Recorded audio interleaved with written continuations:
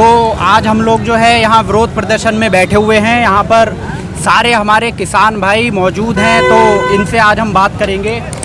Sir, क्यों प्रदर्शन कर रहे हैं आप? आज जैसे कि हम देख रहे हैं, माननीय नरेंद्र मोदी जी ने किसानों को ही नहीं सबको भीख मंगवा दी है, पर स्पेशली तौर पे किसानों को भीख मांगने पर मजबूर कर रहे हैं। उनका कहना है कि किसानों को प्राइवेटाइजेशन कर दीजिए, जैसे कि मंडी ख़त्म करना। किस लिए? अगर हम किसान मंडी में लेके जाते हैं अपना धान, वहाँ पे 1-8% कटौती होती है, पर हमें पेमेंट नगद मिल जाती है। अब इन्होंने कह दिया कि कोई बड़ा राइस मिलर आएगा, वो हमें कहेगा कि ये बीज बोइए, हम वो बीज बोएंगे। अब उसकी मर्जी होगी वो हमसे खरीदेगा या नहीं खरीदेगा। और जैसे मान लीजिए मोदी जी तो बता रहे हैं कि जो आपकी किसान की आय है वो डबल हो जाएगी, तो इस विषय में आप बताएं कुछ। भैया 6-7 साल हो गए, आज तक तो डबल हुई नहीं है। नहीं, अब तक तो सब किसान घाटे में ही हैं और मर भी सबसे ज़्यादा किसान ही रहे। हम आज भी देख रहे हैं, आंकड़े उठा के देख लीजिए, जो किसान ने फसल इस समय जो धान का रेट है मात्र 1100 रुपये कुंटल है। मंडी में जाओ या आड़ती के पास जाओ, और किसान की जो लागत आई है 1000 रुपये लागत आई है, 100 रुपये बच रहे क्विंटल पे। क्या बचत हो रही है? 6 महीने में 2500 रुपये कमा रहा है किसान। तो सर, अभी तो जो बिल है ये लोकसभा राज्यसभा से पास होने के बाद जो हमारे राष्ट्रपति रामनाथ कोविंद हैं, उसने भी इसके ऊपर हस्ताक्षर कर दिया है, तो उस विषय में वो हमारे किसानों में एक कहावत है कि खवाजे का गवाह डड्डू, डड्डू मतलब मेंढक, खवाजा कहते हैं नद्दी को, नद्दी का गवाह मेंढक बन गया। भैया वो तो सब जितने भी चोर भाई उनको पता है हमारी कमीशन आनी है। इन्होंने एयरपोर्ट भेज दिया, रेलवे स्टेशन भेज दिया, सब कुछ भेज दिया है। अब किसानों को भी बेचने की तैयारी है। अगर ये नहीं संभलेंगे तो आज हम यहाँ से हाथ जोड़ के इनसे विनती करते हैं। आज हमने भीख मांगने के लिए मजबूर हो गए, इसलिए भीख मांग रहे हैं, और ये हमें ही नहीं सभी को भीख मंगवाने पे मजबूर कर देंगे। मेरी माननीय नरेंद्र मोदी जी से अपील है कि आप अपना ये बिल वापस लीजिए। उनके कहने से कुछ नहीं होता। कोई भी दुकानदार है अपने प्रोडक्ट को सबसे बढ़िया ही बताएगा, ये नहीं कहेगा कि ये मेरा प्रोडक्ट ख़राब है। वो हमें पता है ना कि हमारे ऊपर ज़बरदस्ती थोपा जा रहा है। अगर इस बिल का कोई फ़ायदा होता तो इस समय धान का रेट 1800 या 1900 मिलता हमें। हमारी लागत मूल्य 1000 है, तो हमें 2000 रुपये क्विंटल मिलना चाहिए। हमें मिल रहा है 1100-1200 रुपये क्विंटल, तो हमें क्या कहाँ से डबल हुई? तो सर, अब ये जो बिल है ये तो पास हो चुका है, तो अब उन्हें वापस लेना पड़ेगा। अच्छा, वापस लेंगे ठीक है, नहीं तो भैया किसान रोडों पे बैठा है। हम नो फार्मर नो किसान नो फूड। देखिए, ये किसान मजदूर भाई साहब ने बताई है कि किस तरीके से जो है विरोध प्रदर्शन चल रहा है, और इन्होंने ये आह्वान किया है कि आने वाले दिनों में भी ये लोग प्रदर्शन करते रहेंगे। इसके बाद हम और फार्मर्स बैठे हैं, उनसे भी बात करने की कोशिश करेंगे। हमारे ये कांग्रेस के नेताजी हैं, इनसे बात करने की कोशिश करेंगे। सर, विरोध प्रदर्शन कर रहे हैं, जबकि मोदी जी ने बताया है कि हम किसानों की जो आय है हम दुगनी कर देंगे, तो इस विषय में 2 शब्द बताएं सर। माननीय नरेंद्र मोदी जी ने सन 2014 में भी कहा था, और ये एक नारा लेके चले थे, किसानों की इनकम हम दुगनी कर देंगे। आज तक क्या दुगनी इनकम किसानों की हुई? आज पूरे देश पे कहीं जीएसटी लिया है, कहीं नोटबंदी लिया है, व्यापारियों को मारा, आज मजदूरों को इन्होंने मारा, आज किसान रह गया था। इन्होंने एक बिल लोकसभा में लाकर किसानों पे भी काला कानून ऐसा थोपा, जो किसान अपनी ज़मीन का कुछ दिनों के बाद अपनी ज़मीन का मालिक भी नहीं होगा। उसे भी जो मंशा है भारतीय जनता पार्टी की, वो ये है इन किसानों की ज़मीनों को भी उद्योगपतियों के हवाले किया जाए। चलिए सर, तो ये विरोध प्रदर्शन जो अभी चल रहा है, तो इसको आप कहाँ तक ले जाना चाहेंगे, और किसानों के लिए आप जो आवाज़ है ये कहाँ तक उठाना चाहेंगे? हमारा कांग्रेस पार्टी का धरना प्रदर्शन लगातार जारी रहेगा, और जिस दिन से इन्होंने लोकसभा में कानून पास किया और फिर राज्यसभा में बगैर बहुमत से, बगैर वोटिंग से इन्होंने अपना तानाशाही रवैया ऐसा इस्तेमाल किया, जो वोटिंग भी नहीं हुई, और उसके बाद कानून को पास कर दिया गया। तो हमारे कांग्रेस पार्टी के पास एक ही मुद्दा है, रोडों पर लड़ाई लड़ेंगे, संसद के सामने लड़ेंगे, रोडों पर लड़ेंगे, किसानों के पीछे लड़ाई लड़ते रहेंगे। बहुत बहुत धन्यवाद सर। तो जैसे कि आप लोग देख रहे हैं कि इस समय जो प्रदर्शन चल रहा है फार्मर्स का, इनका ये कहना है कि लगातार ये प्रदर्शन चलता रहेगा जब तक जो फार्मर्स के खिलाफ जो काला कानून लगाया गया इसको वापस नहीं किया जाएगा, तब तक ये विरोध प्रदर्शन चलता रहेगा। और यहाँ पर दोस्तों बहुत जो है विरोध प्रदर्शन चल रहा है काले कानून को लेकर के। इसी बीच हम लोग पहुँच चुके हैं, इन लोगों से बात करने के लिए कोशिश करेंगे। इनके मुद्दों को सुनने की और सरकार तक पहुंचाने की, और इसी के बीच जो हमारे फार्मर्स हैं वो बैठे हुए हैं, उनसे बात करने की कोशिश करेंगे। सर बताइए सर, 2 शब्द इस बिल के खिलाफ जो आप विरोध प्रदर्शन कर रहे हैं वो क्यों कर रहे हैं सर, जबकि मोदी जी ने ये कहा है कि हम जो किसान फार्मर्स हैं उनकी आय दुगनी करेंगे। तो इस विषय में बताएं सर, क्यों आप रोडों पर मजबूरन आपको निकलना पड़ रहा है? देखिए, देश का जो 85% किसान है देश में, और मोदी जी ने लॉकडाउन के बहाना लगाकर लोकसभा और राज्यसभा दोनों में ही बिल पास कर दिया, और बाद में इतवार के दिन राष्ट्रपति जी से मोहर लगाकर इसको पक्का कर दिया, जो कि हमें बिल्कुल ही बर्दाश्त नहीं है। और हमारा जो MSP है, जो न्यूनतम समर्थन मूल्य है, वो बिल्कुल ख़त्म कर दिया। इस साल हमें आशंका है कि इस साल जो कांटे लगेंगे, अगर अगले साल को जब MSP रहेगा ही नहीं तो किस बेस पे मतलब सरकारी कांटे लगेंगे और कैसे तोल होगी।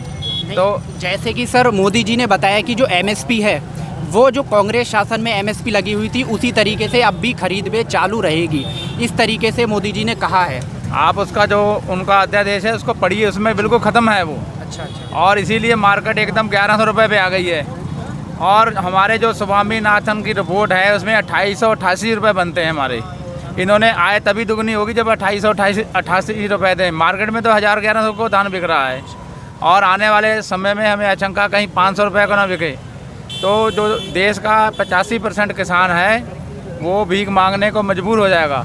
इसीलिए हम आज हमारे पूर्व विधायक नारायण पाल जी के नेतृत्व में सितारगंज के मुख्य चौराहे पर भीख मांगकर मोदी जी को चेता रहे हैं कि ये मतलब जो काला कानून है इसको वापस लिया जाए, और नहीं तो ये आंदोलन लगातार जारी रहेगा।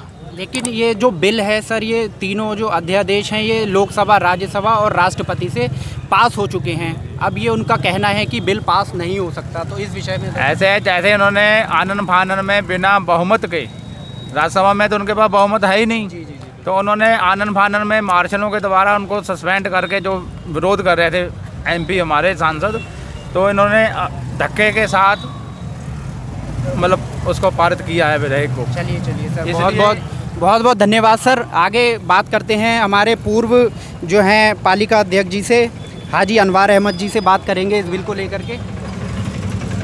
सर बताएं कुछ। ऐसा है कि जब से बीजेपी सरकार आई है, जब से ये देश की संपत्ति बेचने के उस पर लगी हुई है।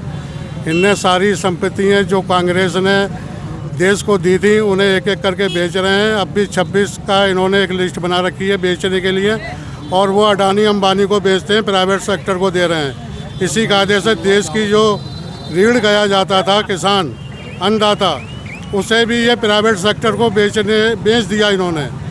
अब उसका जो MRP है उसे इस एक्ट में शामिल नहीं किया गया है, और वो शामिल ना होने की वजह से अब प्राइवेट एजेंसियों के हाथ में है वो किस भाव खरीदेंगे, किस भाव नहीं खरीदेंगे। इससे किसान जो है बिल्कुल बर्बाद हो गया, खेत खलियान बिक गए।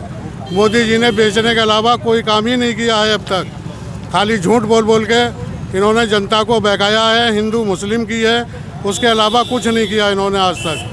तो सर ये बिल पास हो चुका है, तो आप कब तक विरोध प्रदर्शन करेंगे इस चीज़ के लिए? पहली बात तो ये बिल राज्यसभा में पास ही नहीं हुआ, जो कि पास होता तो वोटिंग कराई जाती, ना वोटिंग कराई गई ना कुछ कराया गया। इन्होंने वैसे ही हल्ला मचा के कि पास हो गया राष्ट्रपति के पास भेज दिया उसे, जो कि बिल्कुल ही गलत है।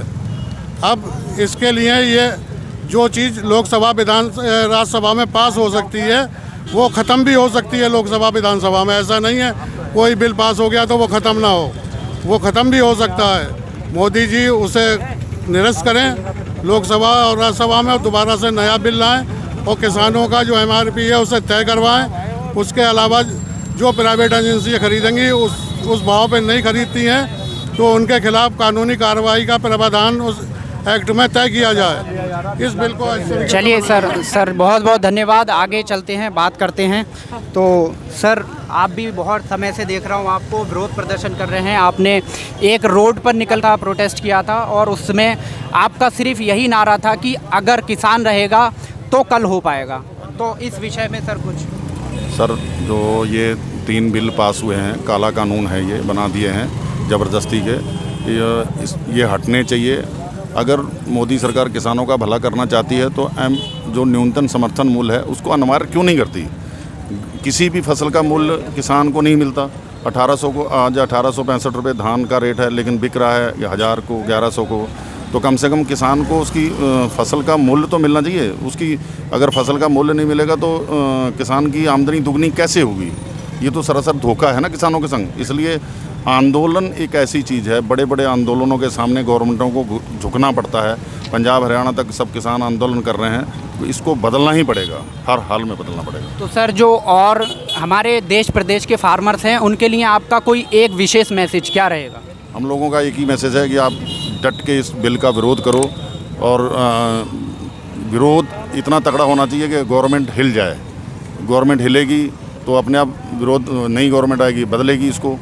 अगर मोदी सरकार ने गवर्नमेंट रहना है तो इसको बदलना पड़ेगा, नहीं तो किसानों के आंदोलन के आगे तो बड़ी बड़ी गवर्नमेंटें हिली हैं। चलिए, बहुत बहुत धन्यवाद सर।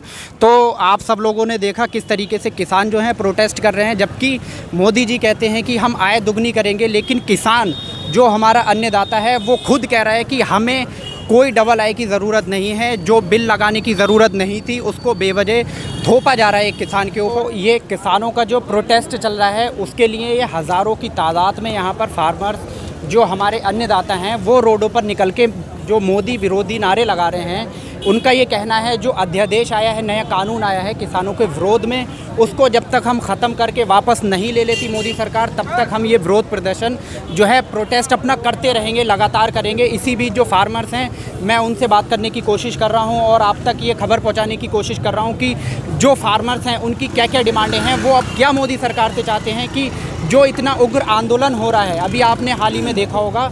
तो इसी बीच जो है फार्मर से बात कर रहे हैं। सर, बताएंगे कि क्यों किसान इतना विरोधी उग्र आंदोलन करने पर मजबूर है? किसान के हक की बात करने की बहुत बड़ी हिमराती सरकार बन रही है कि हम किसानों के हक में सोच रहे हैं। 80% किसान, एक भी किसान से किसी से भी कोई राय नहीं ली गई और अपनी मंशा से, अपनी मर्जी से एक बहुत ही घटिया 3 कानून बना दिए इन्होंने।